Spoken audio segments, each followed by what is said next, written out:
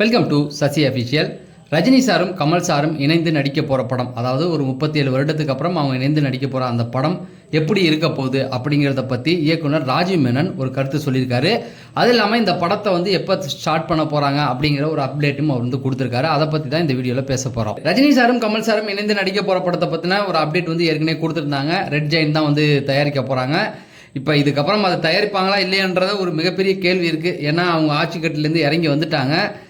Vijay sir CM ஆகிட்டாப்ல. சரி, இதுக்கப்புறம் அவங்களுடைய தயாரிப்பு நிறுவனத்துக்கு எதுவும் பிரச்சனை வராது. ஆனால் ரிலீஸுக்கு கண்டிப்பாக பிரச்சனை வரும். ஏன்னா ஜனநாயகத்தை போட்டு அடித்து கண்டிப்பாக ஏதாவது ஒரு ரிப்ளை கொடுப்பாப்புல அப்படிங்கிறது நல்லாவே தெரிஞ்சிருக்கு.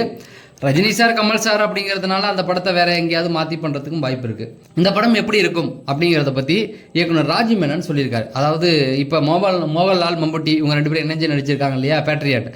அந்த படத்தில் அவர் நடிச்சிருக்காப்புல, ஒரு முக்கியமான ரோல் பண்ணியிருக்காப்புல. அது ஒரு நல்ல பேரை வாங்கி கொடுத்துருக்கு. அந்த படத்துக்காக ஒரு சில இன்டர்வியூ அவர் கொடுத்தாரு. அப்போ அவர்கிட்ட கேள்வி கேட்டாங்க. ரஜினி சாரும் கமல் சாரும் இணைய படத்துக்குள்ளே நீங்கள் எப்படி வந்தீங்க அப்படிங்கிறத பற்றி கேட்டாங்க. முதல்ல இயக்குனர் நெல்சன் கதை சொல்கிற விதம் எனக்கு ரொம்ப பிடிச்சிருந்தது.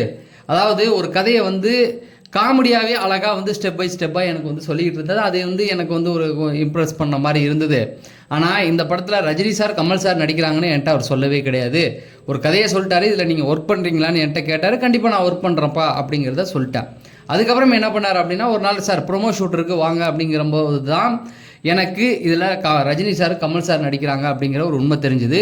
இதில் என்னென்னா, இதுக்கு முன்னாடி நான் கமல் சார் நடிக்கிற படத்துக்கு ஒர்க் பண்ணியிருக்கேன். ஆனால் ரஜினி சார் கூட ஒர்க் பண்ணது கிடையாது. ரஜினி சார் கூட எங்கே ஒர்க் பண்ணாமல் போயிடுவேணும்னு நினச்சேன். ஆனால் இந்த படத்தின் வழியாக அவர் கூடயும் ஒர்க் பண்ணிட்டேன். இன்னைக்கு ஒரு யங்ஸ்டர்ஸை கூப்பிட்டு படம் பண்ணும்போது எந்த அளவுக்கு சுறுசுறுப்பாக இருப்பாங்களோ அதே போல தான் இருந்தாங்க அப்படிங்கிறதையும் சொல்லியிருந்தார். இத்தனை படங்கள் பண்ணியிருக்கேன், இத்தனை படங்களுக்கு எனக்கு கிடைக்காத பேர் இந்த படத்தை இந்த ப்ரொமோவிலே எனக்கு கிடைச்சிருக்கு அப்படிங்கிறத சொன்னாங்க. அதாவது நிறைய இயக்குனர்கள் எனக்கு ஃபோன் பண்ணி இந்த ஷாட்லாம் நல்லா இருந்தது, சூப்பராக பண்ணியிருக்கீங்க, அதுவும் ரஜினி சாரும் கமல் சாரும் ஒரே ஃப்ரேமில் நிற்க வச்சு இப்படி ஒரு மேஜிக்லாம் பண்ணுறது ரொம்ப கஷ்டம், அதை அழகாக பண்ணியிருந்தீங்க அப்படிங்கிறதையும் சொல்லியிருந்தாங்கன்னு சொல்லியிருந்தார். சரி, இந்த படத்தோட ஷூட்டிங் எப்போ வரப்போகுது அப்படின்னு சொல்லி கேட்டதுக்கு அவர் என்ன சொல்லியிருக்காரு அப்படின்னா, இந்த படத்தோட ஷூட்டிங் ஆகஸ்ட் இல்லை செப்டம்பரில் தான் தொடங்க போகிறதாவே சொல்லியிருக்காரு. ஆனால் அதில் எனக்கே ஒரு கருத்து முரண்பாடு இருக்குது. ஏன்னு கேட்டிங்கன்னா, ரஜினி சாருடைய 173 பண்ண வேண்டியிருக்குது. அங்கே கமல் சார் அன்பரு டைரக்ஷனில் ஒரு படம் பண்ணுறதா சொல்லிகிட்டு இருக்காங்க. ஆனால் அதுக்கு முன்னாடி சித்தா படத்தை இயக்குனார் இல்லையா, அவருடைய டைரக்ஷனில் கமல் சார் நடிக்கிறதா ஒரு படம் இருக்குது. அதுக்கான கமிட்மெண்ட் இருக்கிறதாவும் சொல்கிறாங்க. ஸோ கமல் சாருக்கும் ஒரு ப்ராஜெக்ட் இருக்குது, இவர் ரஜினி சாருக்கும் ஒரு ப்ராஜெக்ட் இருக்குது. அதை முடிச்சுட்டு அவங்க வரணும். அது ஆகஸ்ட்டுக்குள்ளே முடியுமான சத்தியமாக வாய்ப்பே கிடையாது. ஏன்னா ரஜினி சாரை டைரக்ட் பண்ணுறதுலாம் இப்போல்லாம் ரொம்ப சாதாரண விஷயம் கிடையாது. ஜெயிலர் 2 எப்பயோ ஆரம்பித்த ஒரு ப்ராஜெக்ட் இப்போ தான் முடிஞ்சிருக்கு. அப்படி இருக்கும்போது ரஜினி சாரை வச்சு படம் பண்ணும்போது கொஞ்சம் டைம் இழுக்கும், ரொம்ப டைம் இழுக்கும். அதனால் ஆகஸ்ட்டு வாய்ப்பு இல்லை. ஆனால் ஆகஸ்ட்டில் பண்ணுறதா சொல்லியிருக்காரு.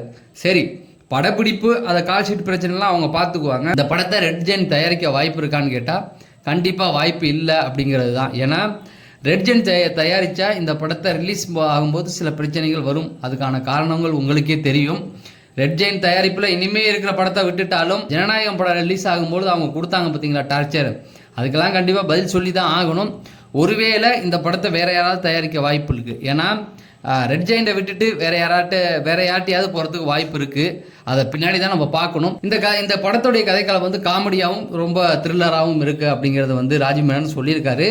கூடி சீக்கிரம் இது சார்ந்த அப்டேட்டுகள் வரும். ஏன்னா எலெக்ஷன் முடிஞ்சிருச்சு. இதுக்கப்புறம் பார்த்தீங்கன்னா ஃபுல்லாக சினிமா செய்த அப்டேட்டுகள் குமிஞ்சிக்கிட்டே இருக்கும் அப்படிங்கிறது தான். ஏன்னா இதுக்காக தான் கருப்பு படத்தோடைய ரிலீஸே தள்ளி வச்சுருக்காங்க. நாளைக்கு அதோடைய ட்ரெய்லர் ரிலீஸ் ஆகும் அப்படிங்கிற மாதிரி சொல்லியிருக்காங்க.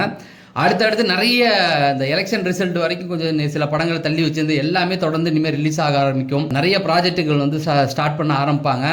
தொடர்ந்து சினிமா செய்திகளை நம்ம பேசிக்கிட்டே இருப்போம். அது தெரிஞ்சு நம்ம சேனலை சப்ஸ்கிரைப் பண்ணுங்கள் அப்படிங்கிறத சொல்லி நான் விடைபெறேன். நன்றி, வணக்கம்.